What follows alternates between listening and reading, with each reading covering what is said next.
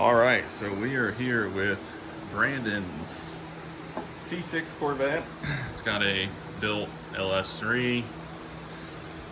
Pretty good sized turbo. I think it's like, I don't know, looks like an 88 or something. Built motor. It's got a Tick air to water intercooler. It's a stick shift car. So right now he is switching over to Holley. So I just got done gapping the plugs at, around 18 to 20 thou. So I'm just throwing those in. He'll be back here in a little bit. Gonna get done just plugging out or putting the, I don't know what all needs done. He says it's ready to go, but put spark plugs in, spark plug boots. I got here before he got here, so just by looking at it, obviously, I don't know where his, oh, here's his O2, so good. That'll plug in, and then we'll see if we can get this bitch to fire off and get a little tune in it just to start it up. So take a look and see how it goes. So shortly before this, we had some issues starting the car. We turned the switch on, or the ignition switch on, nothing was happening. We were kind of going over the car looking and seeing what all needed to, what all the possibilities were. And, I told Brandon it's probably somewhere between the ignition switch and the starter. He quickly remembered that the starter, one of the starter wires are probably disconnected. So he got that hooked up and boom, we got it fired. Really right up on the first try. We did have to flip the cam sensor as a big backfire came out, but after we did that, it fired right up. So here you will see, I've noticed I had to do the first start. I kind of turned up the idle RPM just to make sure I can get the drive-by-wire figured out.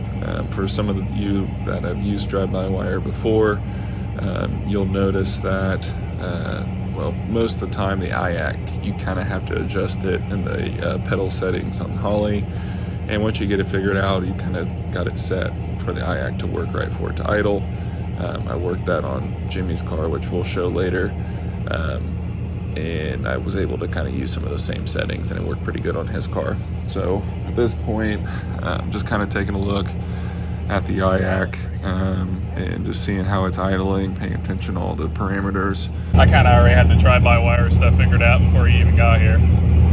Tach's working. See it? Hell yeah. All my gauges are working, boy. I did something right. So here we are looking at the learn table. I have the learn function on, just trying to get a good idea of what it wants. I did put a fuel map and timing graph in it before I came, but really we're just trying to get it running. He's going to be switching to E85 here soon, so we're just trying to get the fuel graph and something. AFR is right. You can see it's 1% closed loop correction, and it's pretty much right on where my target AFR I wanted it to be. So it's looking pretty good at this point.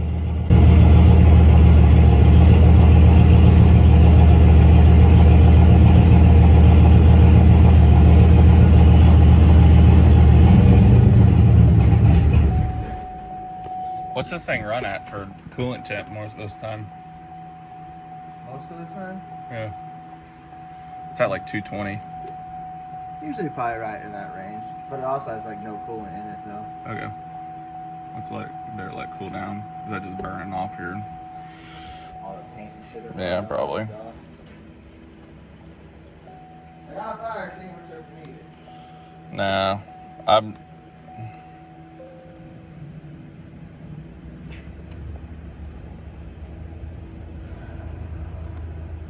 it's fucking right on. I mean,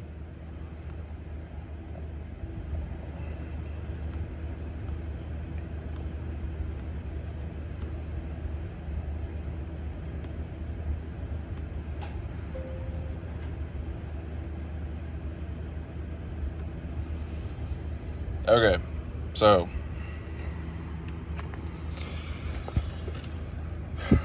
just got a little tune-up I put in there. pretty much was right on. It has like 1% at idle, is 1% closed loop compensation, and it was hitting the AFR right where it needed to be. So probably let this thing cool down a little bit, and then we can fire it back up here in a second.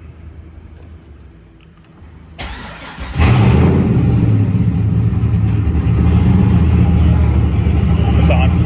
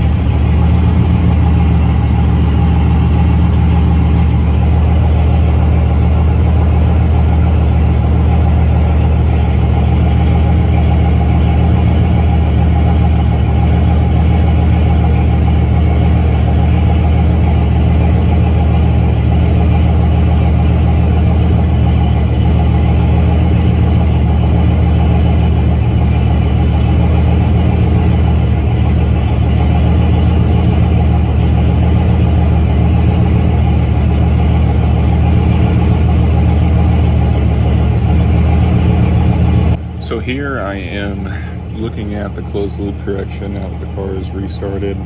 It looked like it's still pretty good, so I'm not going to continue to mess with the low end range. I did want to see what the IAC was doing, and I'm playing around with it. Now you can hear that it is not idling good at all because the IAC is kind of out of balance. So I'm going to put it back to where it was, and because it was idling pretty good, and I can fine tune it later. So that's where we're at.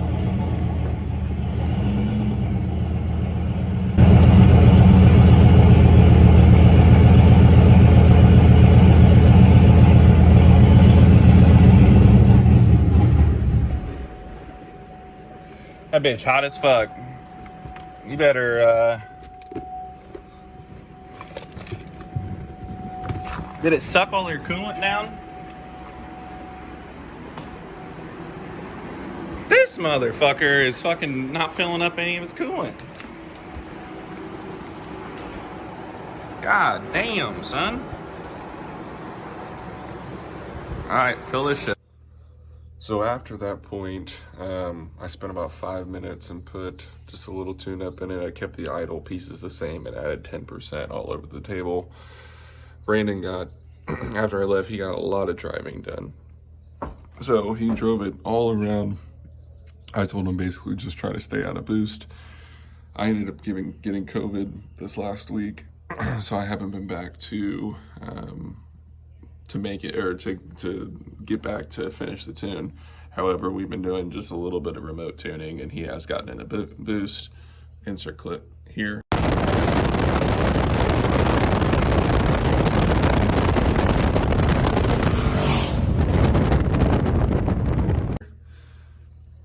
But overall pretty good. We're having some issues where the car was shutting off after you let off, and it completely crossed my mind that it is a manual car, to where pretty much everything I've been doing is turbo 400s power glides, to where when you let off the throttle, you're still in gear. It has load on the engine, and what he was doing was making a pull, shoving it neutral, letting it go. So there was no load on the engine. The map just went just completely down to the bottom. And I'm thinking there wasn't maybe enough fuel down there or something. I think there should have been enough fuel, but if he seemed like when he stayed in gear, it wasn't dying. So I think that's what he said.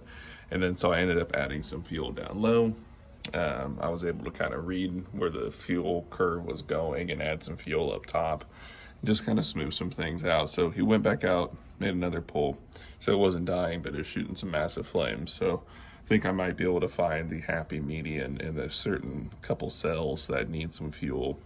For when he lets out, it hits about 14 kPa and somewhere in there. I don't know. We're still trying to figure that out. It's kind of hard to do that kind of stuff remote because I can't see what the car's doing. I don't know anything. I can just read the data log, trying to figure out what it needs. But a lot of this stuff, I don't want to spend tons of time on it because we're going to be switching over to E85, and I want to build a base map around that. Although I'm getting pretty close on this one, so we'll see. I may just keep this one in and make it the opposite, and make it to where this is the table, and I don't know. We'll play with it and see how it goes. But anyway, guys, thanks for watching. We'll see you later. Bye.